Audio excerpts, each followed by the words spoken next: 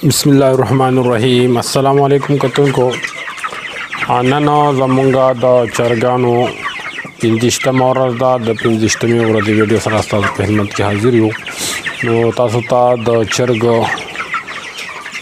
لږ معاینه کوو چې چرګ څه سټیج کې دی نو چرګان ماشاءالله د خرڅ قابل دی وزن تقریبا 1300-1400 ګرام ته رسیدلی دی نو تاسو وینئ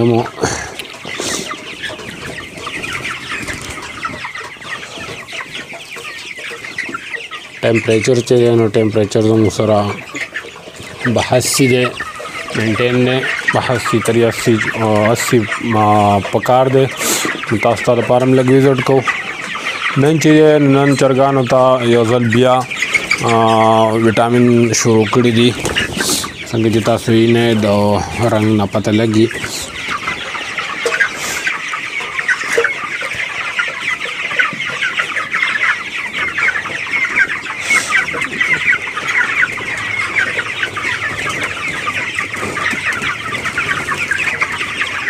نو کتونکو دا و زموږ د 15مې ورځې ویډیو د 16مې ورځې ویډیو سره به یو ځل بیا ستاسو په خدمت کې حاضرېږو نو د دې سره ستاسو نه اجازه غواړو د الله په امان ښاد او آباد اوسئ السلام علیکم بسم الله الرحمن الرحیم السلام علیکم کتونکو نن د چرګانو 16مه ورځ ده د 16مې ورځې ویډیو سره ستاسو په خدمت کې حاضر یو نن چې دی نن چرګانو ته وټامین سٹارټ کی او د چرګانو وزن چې دی نو ماشاءالله هوا ورسته را سیوا کیږي کمرونه بایګان چې چرګ لګ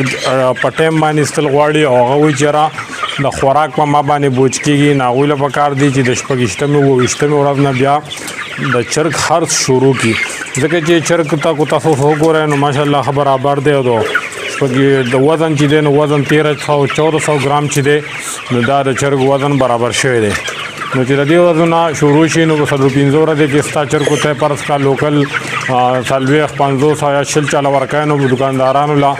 نو په دې ټیم کې تخرڅولې شي چرګ بتاتا ورسته ورځ کمیږي او دا شان خوراک او بوج به بتا باندې کمیږي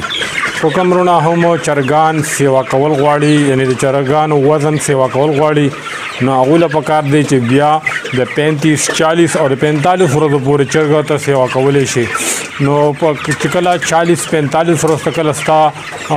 ټایم راشي نو بیا بعد هغه کې ستا خوراک هم خرچه هم سیوا کیږي ځکه چې چرګ کله غټ شي د خوراک هم سیوای بیا نو سستا باغ کې منافع تقریبا لشل روپے پر اخراجي خو یو شان تقریبا ځکه چې کله په دې ټیم کې ته چر خرڅ کې نو ستا وګه پیسې تقریبا کو 1000 چرګان دي نو ستا پکې 1.5 روپے ارسه چې دا غټ وه مناسب سره ستا وته شي او کو پرس کا بیا چرګ ته غټ کې نو بیا به هم دغه 1.5 روپے 50 روپے با چرګ تالا او ستن غټي نو په دې ټیم کې هم تا چر خرڅولې شي نو دا و زمونږه د نننۍ ورځې ویډیو د 16مې ورځې ویډیو ان شاء الله د 20مې ورځې ویډیو سره به یو ځل بیا تاسو په خدمت کې حاضرېږو